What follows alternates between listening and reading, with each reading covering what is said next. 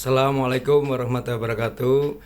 Sahabat Kemenak, jumpa bersama saya Eko YA dalam Kembang Teh Kemenak Patang Berceloteh.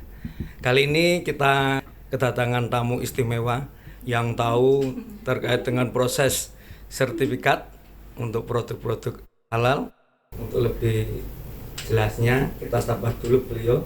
Assalamualaikum Bapak Ibu-ibu. Ibu, selamat pagi.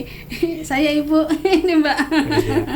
Gimana kabar hari ini? Sehat? Alhamdulillah, baik-baik nih. Di podcast ini kita ingin memberikan penjelasan kepada masyarakat terkait dengan proses, karena di masyarakat tahunya itu membuat sertifikat halal itu gratis. Jadi untuk di tahun dulu memang masih mudah kelihatannya ya Pak ya. Pokoknya ada foto, di-input, selesai, dan kita tinggal menunggu. Tapi berikut di 2023 sudah mulai beda lagi, gitu nggih. Dan itu perubahan itu bukan 1 tahun atau 1 semester, minggu atau bulan, kadang minggu, aturan minggu ini kadang beda. Kalau kemarin itu misalnya aturannya itu intinya cukup foto, sekarang harus didatengin gitu ya. Memang sebenarnya harus didatengin dari dulu, kita juga mendatangin dari dulu kan. Jadi didatengin dalam tanda kutip, sekarang memang fotonya harus berkali-kali itu. Jadi mohon nanti masyarakat juga memahami itu. Jadi kami di lapangan juga bukan bukan tanpa perjuangan ya. Kami harus ke tempat pelaku usahanya, pelaku usaha yang jauh itu di mana, pada saat itu juga harus beroperasi atau sedang berproduksi, tidak bisa hanya sekedar intinya ya sudah datang gitu. Sekarang nggak bisa seperti itu. Jadi aturan mainnya agak lumayan mulai dipersulit, apalagi sekarang ngaten Pak nggih. Jadi kalau sekarang kuotanya dikatakan kabarnya sudah habis. Jadi berapa nih, 8.000 sih udah habis ya, tinggal nanti 100.000 lagi itu akan dibuka sekitar Agustus, dan itu pun satu Indonesia belum tentu kita bisa masuk akun. Seperti kami sudah banyak banget di draft tapi kami tidak bisa submit satupun. Jadi masyarakat mungkin ada nyuwun sewu nih kepada teman-teman ya, teman-teman pelaku usaha, mohon bersabarnya. Bukan hanya kami, mungkin pendamping lain pun sama. Jadi kami apalagi setelah pasca dihack itu memang agak susah, dan maintenance bisa sehari 2 hari sehat akunnya, itu servernya 2 hari 3 hari lagi maintenance lagi. Jadi agak susah, selain sistemnya memang juga agak susah, dan istilahnya persyaratannya agak dipersulit juga. Dipersulit dalam tanda kutip ngatan, memang semuanya harus ada atau memenuhi semua. Contoh karena sertifikat halal sekarang itu sedang ditutup atau belum ada kuota gitu, maka mereka lebih dimudahkan lagi kalau berkoloni. Contoh misalnya nanti ada 10 orang itu memang masuknya berbayar. Jadi sekarang udah sedikit mulai berbayar gitu, Pak. Yeah. Kalau yang info yang kami terima dari LP3 itu bayarnya itu langsung ke bank, bukan ke kami ya. Itu 230 tapi harus 10 orang. Jadi nanti ada kode sendiri ke kelompok tersebut, baru nanti diberikan akses. Baru bisa nanti terbit. Bisa diproses baru kalau sudah terkumpul 10 orang. minimal. Iya, seperti itu. Gitu. Bukan, itu sebenarnya apa ya? Bisa dibiayai bukan hanya dari perseorangan, tapi itu melalui CSR bisa juga dari dewan bisa, kementerian juga bisa, tapi kan juga lihat anggaran mereka mestinya ya Pak ya, tidak serta-merta terus semuanya itu diberikan seperti itu. Nah, jadi kalau teman-teman ada yang bertanya kok punya saya belum terbit, ya jadi mohon bersabar dulu. Kira-kira kelas balik apa penyebabnya belum terbit, ngaten nggih. Nah, itu apa kan sertifikat kan untuk ibaratnya kan meyakinkan pada masyarakat bahwa produk yang kita hasilkan atau yang kita jual itu kan ibaratnya kan halal. Nah, itu di sertifikat itu apa ada itu apa masa berlakunya kan? Karena mungkin masyarakat kalau pertama itu kita gratis, kok nanti diperpanjang jadi bayar kan, apalagi apa yang dijual kan mungkin ya sederhana gitu ya Pak ya. Sederhana, tidak ibaratnya tidak membutuhkan istilahnya penghasilannya itu ya tidak untuk panjang itu mungkin tidak bisa dianggapnya menurut pedagang itu. Nah, jadi itu untuk untuk masa berlakunya ada nggak Bu? Untuk masa berlaku untuk sertifikat halal yang tahun 2022 masih ada Pak. Jadi 2002 misalnya di sini 22 Maret sampai nanti berarti 22 Maret berarti 4 tahun ke depan. Jadi dulu seperti itu. Tapi setelah tahun 2023 ya Ndek ya, 2023 pertengahan itu sampai sekarang itu di situ tidak muncul masa berlaku Pak. Gitu. Tapi di sertifikat muncul tanggal terbit saja. Gitu. Tapi kalau kita dilihat di akun ya ada sih masa berlaku. Nah itulah yang kami belum tahu dan itu kebijakannya adalah di mungkin BPJPH. Kami belum tahu persis. Tapi yang jelas harusnya masyarakat Muslim itu menyambut ini dengan secepatnya dan sebaik-baiknya gitu. Karena ini sebuah kesempatan dan walaupun ini hak semua masyarakat Indonesia, bukan hanya Muslim saja, tapi kalau masyarakat itu tanggap, seharusnya masyarakat membaca bahwa ini adalah bukti ulil amri itu sudah melindungi dari umatnya. Perjuangan sejak tahun berapa? 2014 loh Pak, baru sekarang digelontorkan segitu besar. Nah untuk tahun depan tidak tahu apakah ada kuota lagi apa enggak gitu loh. Jadi kami juga belum tahu dan tidak tahu. Kalau hanya mungkin mengikuti Zoom ini tapi kan kita tahu nanti kalau ternyata tiba-tiba berubah 1 minggu 2 minggu gitu. Ini Bu mewakili dari madrasah. Kemarin kan pas waktu saya ke Kemenak itu kan banyak yang antusias untuk kantinnya sekolah. Nah, itu kan ini kan pada gitu pertanyaannya ini jauh mana kok belum dapat atau jangan-jangan dianulir atau jangan-jangan ditolak kan tidak ada kejelasan lah. Ini ngomong kita bertemu kita ingin tahu progresnya yaitu prosesnya mau di mana atau kalau tidak bisa diproses itu kita harus jawab apa karena dia yang dari madrasah khususnya kan menanyakan pada kita Bu Kementerian Agama. Nah, kalau yang ini mungkin saya jawab dulu ya baru ke Mbak ini karena yang di akhir itu kan bukan kami yang mendampingi, saya yang dulu hanya di Bawang itu memang saya itu ada yang dibatalkan dan ada yang ditolak kalau tidak salah 5, tapi tidak semuanya sih gitu. Jadi sekolahan itu hanya 5 waktu itu karena diaturi sepele revisi untuk foto produk. Padahal tapi itu ternyata lebih dari 10 hari lama. Sekarang kalau lebih dari 10 hari tidak direvisi otomatis dibatalkan atau ditolak. Nah itu yang kami sangat miris eman-eman gitu loh. Sudah kami susah payah ke sana foto sosialisasi tapi hanya ditolak atau dibatalkan. Nah itu kadang seperti itu. Jadi kami kalau misalnya ada pertanyaan yang seperti itu monggo kita flashback ke belakang apa sih kemarin, apakah sudah pernah kami hubungi gitu itu. Nah kalau sudah kami hubungi ternyata kadang ada fotonya yang kurang representatif dikatakan walaupun kita sudah mengunjungi dikatakan representatif kita harus foto lagi. Nah itu kadang kendalanya di foto atau pada saat dikonfirmasi ternyata KTP-nya bermasalah atau tidak bisa sinkron ya untuk di MPP-nya atau di OSS-nya atau mungkin juga KTP-nya sudah pernah dipakai untuk membuat NIB, tapi mereka nggak tahu. Menurut informasi yang kami dapat dari MPP, kebanyakan memang seperti itu pas masal dulu banyak yang buat, tapi mereka lupa. Lupa passwordnya, jadi nggak bisa masuk. Terus lagi mereka sudah kami beri kesempatan, monggo kita jadikan ke MPP nanti matur kepada teman-teman di MPP nanti matur aja rekomendasi dari kami. Banyak juga yang tidak ke sana. Jadi kami juga harus ngapain? Saya kan juga selalu mantau di MPP, Mbak, gimana ada yang ke sini teman-teman yang dari area ini gitu. Jadi enggak ke sana. Jadi kami harus bagaimana? Ya memang dari yang Kelitang itu banyak yang seperti itu. Jadi hampir 50-an kayaknya yang kemarin saya Monggo, karena Berarti- itu nggak bisa kita bantu sendiri Pak, Oh, harus gitu ya. harus ke sana ya, karena kita nggak tahu. Berarti harus meriset gitu tugas kan. nyenengan itu hanya nginput, Heeh. proses, Iya, lah yang betul. menyetujui. Mensurvei, Oh, kita gitu. mensurvei, memverifikasi atau mensurvei.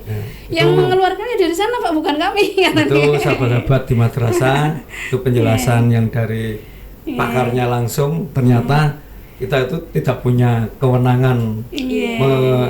ibaratnya Mengeluarkan mengeluarkan itu nggak ada. sertifikat itu ya Bu. Oke, betul. Oh, Dari BPJPH Pak, nggih, dari gitu. BPJPH memang itu yang mereka punya kewenangan, bukan kami. Kami hanya ditugasi adalah yang namanya pendamping, itu mendampingi, memfasilitasi, memverifikasi dan menginput. Kan ada verifikasi dan evaluasi, benar nggak ini kira-kira. Terus contoh nyuwun sewu nggih, kadang manunya enak kalau kita konsumsi, tapi setelah kita verifikasi lapangan, maaf banget ngaten nggih, ternyata tempat jualannya kadang becek dan sebagainya, banyak kotoran dan sebagainya, yang kadang itu kita bertentangan dengan hati nurani kami sebagai pendamping. Mau kita iakan secara Lingkungannya. toyibnya, kita juga bertentangan dengan toyib ya, ketentuan halal gitu nggih. Tidak kita iakan juga, orangnya sangat membutuhkan dan kasihan juga, dan itu umat kita gitu. Iya. Atau secara tidak langsung kan bagaimana kita mengayomi mereka. Nah, yang kita bisa lakukan adalah sosialisasi terlebih dahulu. Yang jelas nanti mohon ini jangan ada kotor lagi, jangan ada najis lagi. Jadi hal-hal itu sebenarnya tidak mudah. Yang kemarin merasa sudah mudah, ya terus harapannya membantu mensosialisasikan, atau di sini nyuwun sewu ya, bareng-bareng lah, jangan saling malah nyuwun sewu merempokasi kemarin punya saya sudah ini belum dan sebagainya. Bukan itu permasalahannya. Kami satu orang dengan satu orang lainnya itu persoalannya berbeda. Ngeten. Misalnya berbedanya tadi setelah kita dampingi sama-sama empeng misalnya ya. Iya. Satu tempatnya bersih, cantik gitu, walaupun ngempeng gitu ya. Sampai tempat itu kulitnya empeng aja, ada kotaknya sendiri itu. Walaupun di lantainya seperti itu kan bersih, tapi ada yang nyuwun sewu ya urus gitu nggak sih di sampingnya kita. Nah, kita pokoknya mau gimana gitu kan. Jadi tidak semua serta merta itu tiba-tiba muncul. Yang penting dari kami tugas kami, kewajiban kami sudah mengupayakan, dan kami istilahnya di pihak panjenengan kepada pelaku usaha yang membutuhkan. Tapi kalau kami juga nyuwun sewu nggih, jadi kita juga manusia biasa loh. Kalau kami misalnya disudutkan dari sisi pelaku usaha, yang menurut kami sudah upaya optimal, sudah punya upaya maksimal, ya mohon maaf sekali gitu. Kita sesama muslim, yuk kalau bisa jangan seperti itu. Kita sadari bersama aja lah seperti apa regulasinya, kita ikutin, kita tabayun, jangan istilahnya satu orang berpendapat nanti orang lain mupui itu, bukan seperti itu. Tapi mending tabayun, yuk cari satu persatu permasalahannya apa. Lah itu Bu, andaikan nanti kita sudah mengeluarkan sertifikat halal, ternyata setelah disertifikat malah justru tidak halal, itu kita punya kewenangan untuk mencabut atau menghentikan atau gimana Bu?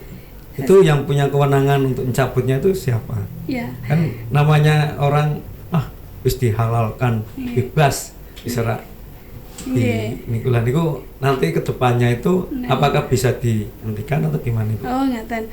Misal contoh satu orang dulu pakai misalnya gelatinnya itu pakai sapi, misalnya kita buat nugget atau apa gitu ya misalnya, atau mungkin buat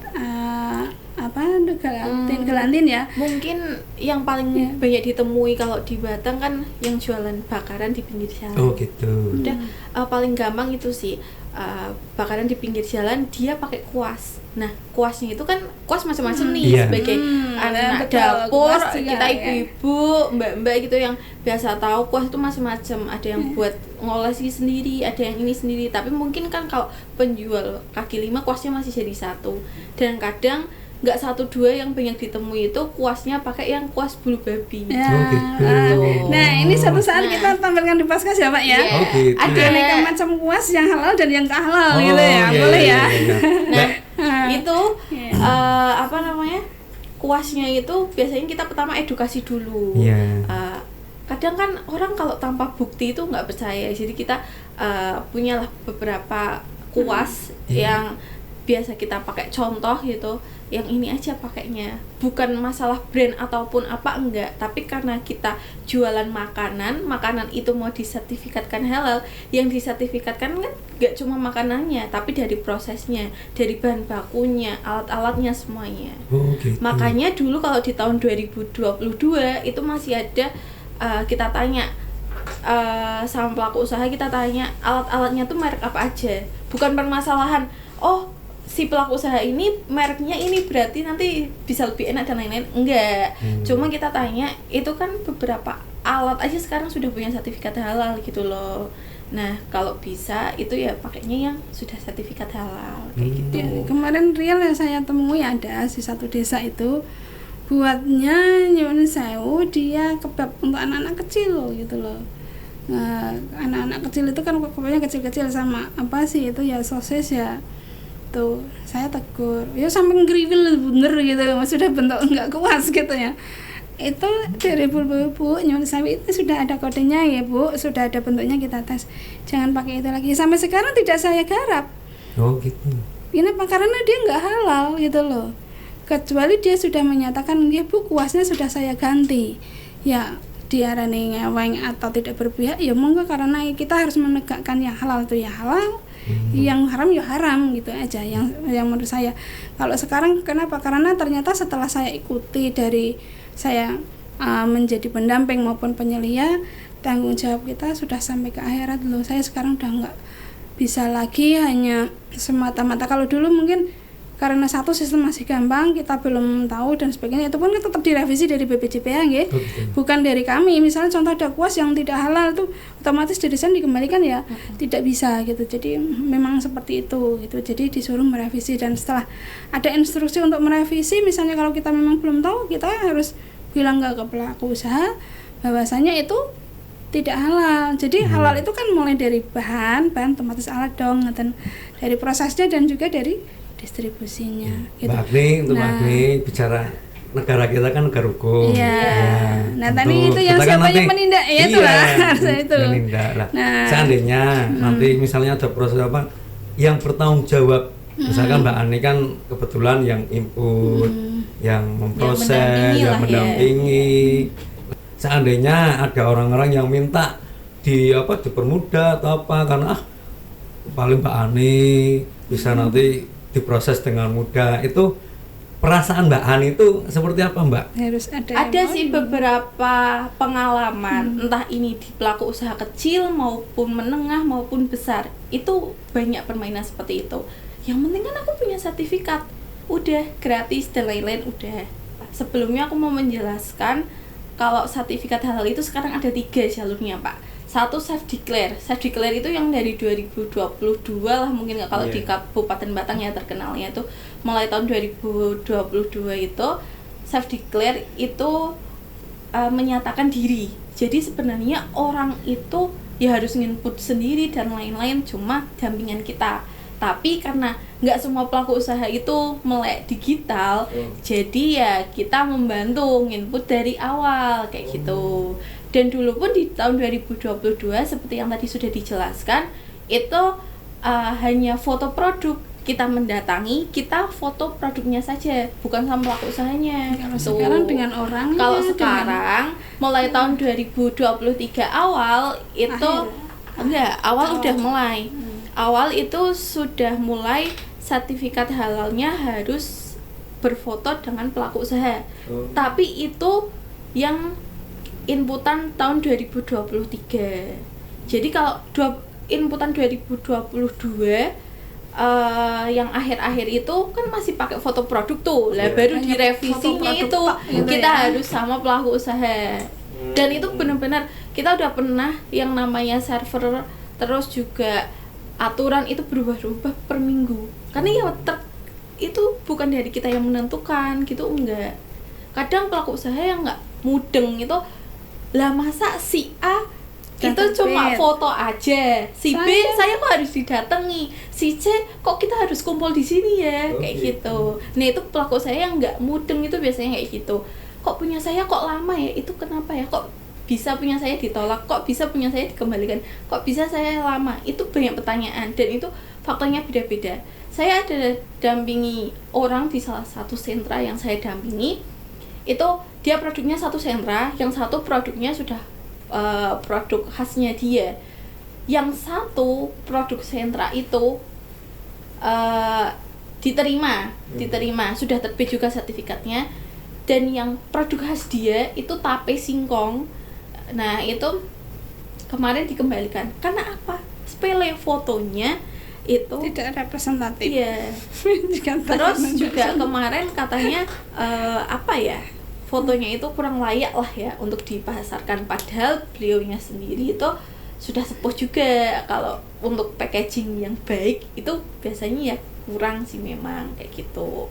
Cuma ya paling kita sebagai pendamping itu biasanya mengarahkan packagingnya diganti mika atau styrofoam. Bahkan kalau semisal ketika kita kunjungan atau visit, saya selalu membawa tin wool, bawa mika, bawa plastik, bawa apa segala macam, kotak snack kayak gitu tak bawa gitu, yang sekiranya itu bisa jadi edukasi juga buat mereka. Nggak cuma yang fotonya pas diajukan kayak gini tapi aslinya kalau jualan kayak gini, enggak. Itu tuh adalah pertama jalan untuk edukasi ke masyarakat juga. Biar apalagi kalau era digital kayak gini kan, namanya packaging itu sangat menarik. Banyak juga pelaku usaha atau pendamping-pendamping mungkin yang di Kabupaten Batang yang bertanya-tanya kenapa saya bisa mendampingi beberapa sektor seperti yang bahan bakunya itu daging. Nah, kok bisa sih, padahal daging itu nggak bisa reguler, nggak bisa self declare, apa harus reguler. Lah tadi kan ada 3 tuh, dulu hanya ada 2 self declare, yang gratis itu pakai kode sehati atau yang reguler berbayar. Dan kalau yang reguler kan nanti biayanya macam-macam, mungkin next time bisa kita jelaskan. Nah yang sekarang itu karena kuota dari BPJPH itu sudah 821.956 itu habis, tinggal dan 100.000 aja buat rebutan satu Indonesia itu, tuh. Se-Indonesia. Buat rebutan satu Indonesia. 1 menit selesai. Jadi yang kuota 100.000 awal itu sudah dibuka di Juli dari tanggal berapa ya, kayaknya tanggal 9-an gitu. Dan itu selesai itu cuma 4 hari, tapi 2 hari yang awal itu server benar-benar tidak bisa dibuka. Nah ketika server bisa dibuka kan kita sebagai pendamping karena masih punya apa ya rasanya, masih punya utang lah ya, tanggung jawab sama pelaku usaha, pasti kita langsung input. Tapi ternyata kemarin cuma bisa diinput 100, padahal kita masih punya data sekitar 500. Nah kita berjuang lagi nanti untuk memperebutkan ya 100.000 lagi itu di Agustus. Semoga bisa ya Bu ya. Nah, nanti kalau nggak kedapetan kuota ini gimana Mbak? Tapi saya mau sertifikat halal kayak gitu. Nah ada lagi sekarang, atau yang nggak sabar pakai kuota ini, itu ada kuota namanya self declare tapi fasilitasi. Lah itu yang tadi berbayar itu Pak, yang 230.000 itu uangnya nggak buat pendamping kok, itu langsung dibayarkan, nanti ada virtual akunnya ke bank, terus nanti ditransfer ke BPJPH kayak gitu. Dan itu pun memang harus rombongan itu 10 ya minimal. 10 ya. Dan ada beberapa juga pelaku usaha yang sudah inden lah istilahnya. Inden itu 3 udah inden karena dia tidak sabar untuk menunggu kuota ini, terus takutnya kalau rebutan nggak dapat daripada dia ngurus reguler mahal juga. Nah dia udah inden. Mungkin kalau untuk pelaku usaha di Kabupaten Batang yang masih mau bisa, karena kita masih membutuhkan 7 lagi sih gitu. Masih ada 1 itu. Nah tadi kalau yang reguler itu balik lagi kenapa saya bisa mendampingi yang masalah perdagingan, karena saya sendiri termasuk ada tim yang ikut mendampingi salah satu distributor daging di Kabupaten Batang. Dan ya apa ya, namanya distributor itu kan biasanya harus MOU kalau mau sertifikatnya, terus harus benar-benar orangnya jual kesana, jual bahan bakunya itu ambilnya di sana apa enggak kayak gitu loh. Nah itu kan banyak, masa kita pakai sertifikatnya sana tapi orangnya enggak benar-benar enggak beli di sana. Itu pernah jadi pertanyaan. Saya dampingi namanya ayam bakar tulang lunak. Oh, di mana itu? Ya, itu di daerah Pecalungan. Oh, Pecalungan. Posisinya ini masih di komite fatwa sih, belum terbit. Terus dia bilang antara kan itu posisi di Pungangan ya kalau yang distributor itu. Nah, antara ke Pecalungan sama ke Pungangan itu lumayan jaraknya. Tapi beliaunya itu kan kebetulan kerja juga di Limpung. Nah, beliau tanya, "Mbak, kalau saya semisal ambilnya daging nggak di tempat itu, apakah saya bisa?" Saya langsung nolak sih waktu itu. Kalau jenengan nggak ngambil daging di tempat itu, atau misal pakainya yang bermerek, itu nggak masalah. Yang bermerek yang punya sertifikat halal kan sudah banyak tuh, kayak Ciomas dan lain-lain. Nah itu nggak apa-apa. Tapi kalau semisal ambilnya di ayam potong biasa yang belum punya sertifikat halal, itu ya mohon maaf saya nolak. Semisal itu sudah punya sertifikat halal, urusan itu kan nanti ya masalahnya nanti. Pertama saya tolak, bukan saya mempromosikan dan lain-lain, bukan, tapi ya sebagai pendamping kita harus ada kehati-hatian juga. Di samping itu kan kita juga edukasi ke masyarakat, udah ada yang tempat yang halal, kenapa enggak. Bahkan dari distributor ini juga bilang sih, yang tadinya harusnya beli minimal misal 10 kilo, paling kalau untuk pelaku usaha itu bisa beli 1 kilo 2 kilo nggak masalah kayak gitu. Nah jadi dia memang mau ikhtiar juga untuk masyarakat gitu. Bu Umi itu tiap hari ya ambil yang itu sampai jadi ke distributor ya. Iya, bakso Bu Umi itu apa namanya? Ayam goreng. Ayam goreng kan? Ayam goreng. Ya apa? Yang ayam atas itu loh. Yang atas itu apa? Bakso. Bukan Bu Umi, Suija. Iya, Suija itu juga dampingan kita. Itu bakso juga ada dagingnya. Kok bisa sertifikat halalnya terbit? Bahkan Suija ngambilnya di Suija juga ya? kebetulan sebelum kita pas kita survei memang ditanya, memang ambil di situ juga gitu. Tanpa kita harus bilang ngambilnya di sana ya yang udah halal gitu-gitu.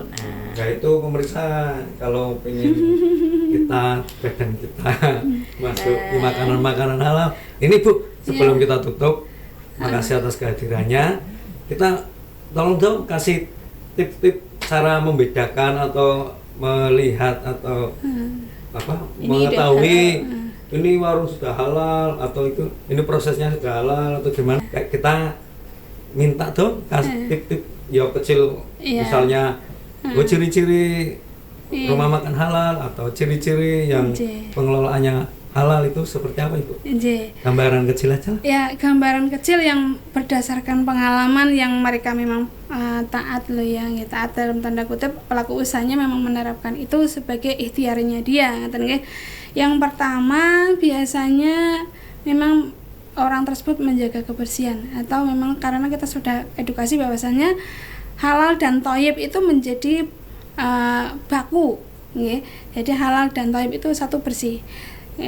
Terus yang kedua di situ biasanya yang sudah itu misalnya kita cek gitu cek misalnya nyuwun sewu, kita kan kalau mau nanya kan susah ya, bisa cek label halal gitu ya, itu nanti sebutin aja itu namanya warung apa gitu, nanti muncul. Kalau belum itu daripada kita nanya gitu kan susah ya. Atau kalau enggak di situ biasanya dikasih logonya atau ID-nya udah dipasang kalau yang sekarang. Nah ini mungkin juga akan memudahkan nanti tim pengawas ya. Nah nanti kalau misalnya itu kan mungkin yang dicabut atau dia tergantung pengawas lapor ke BPJPH ya gitu. Jadi warung apa misalnya, kalau sini lihatnya di mana Ibu? Di Google aja. Google langsung. Ya. Nah ini pemirsa kalau ingin mengetahui warungnya yang kita makan atau yang kita kita makan atau kita beli bakso itu bisa, mumpung kita pegang HP, kita langsung cek warung bakso apa Halal enggak? Sarijan sudah halal. Oh gitu. Apalagi Gitu aja. kan sekarang juga eranya sudah modern, digitalisasi juga, pasti orang punya HP bisa langsung dicek. Jadi biasanya orang itu kalau yang sudah punya sertifikat halal, dia pasti pasang logo halal. Oh, gitu. Nah, biasanya yang orang belum tahu, Pak, logo halal yang dulu itu yang warnanya hijau, punya MUI. Oh, gitu. Nah, tapi kalau sekarang logo halalnya yang warna ungu kayak gini. Oh, Nah. ada perubahannya Ibu. Nggih. Dan biasanya warung itu sudah punya ID sendiri-sendiri. Jadi nanti di sertifikat itu di bawahnya ada ID-nya. Oh, gitu. Per pelaku usaha itu biasanya beda. Enggak mesti ada bedanya sedikit, entah itu satu angka atau satu huruf. Nah, jadi biasanya dikasih ID-nya bawah. Nah, ID ini bisa langsung kita cek. Ada yang berani memalsukan, itu biasanya banyak juga.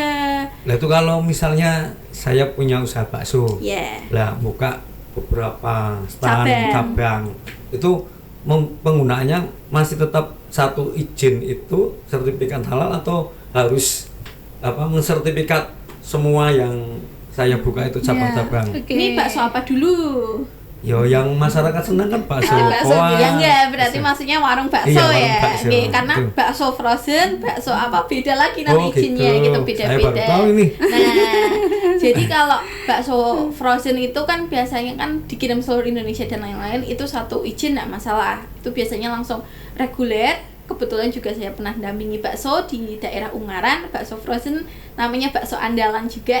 Terus Sudah di supermarket ya? Ya, banyak itu ya? sudah banyak di supermarket. Terus habis itu kalau warung bakso itu tergantung. Warung bakso Lokasinya. kalau sudah lokasinya sudah besar, kelasnya restoran, izinnya harus beda-beda. Oh gitu. Beda-beda, dan itu nanti biasanya per LPH, per provinsi beda-beda juga gitu. Betul, yang kita dampingin ada 3 provinsi ya, Depok, Iya. Cirebon, sama yang Ish, satunya keren. itu ya. Nasional. Ya maksudnya Jakarta Jakarta Timur. jadi ada punya satu orang tapi banyak banget, ada 26 cabang Oh. dia. Nah makanya kan ini nyuwun sewu, kalau memang lokasinya itu beda provinsi, kemungkinan beda perizinan, bukan satu izin. Tapi kalau misalnya siomay, sekarang kita buat siomay, stand siomay ini satu, dilalah Gusti Allah ngasih rezeki terus dia buat stand di mana-mana ya, itu pakai itu ya. Oh gitu. Tuh, tapi kalau memang dia udah di mana-mana, nah itu beda inputnya gitu. Ya, terima kasih ya Bu. Ini Oke. waktu juga yang memisahkan kita. Sahabat Kemenak, demikian celoteh kita kali ini. Masih banyak yang menarik, namun durasi yang membatasi kita, dan ketemu lagi di lain waktu. Mohon maaf bila ada salah kata dari saya selaku host. Oke. Wassalamualaikum warahmatullahi wabarakatuh. Waalaikumsalam warahmatullahi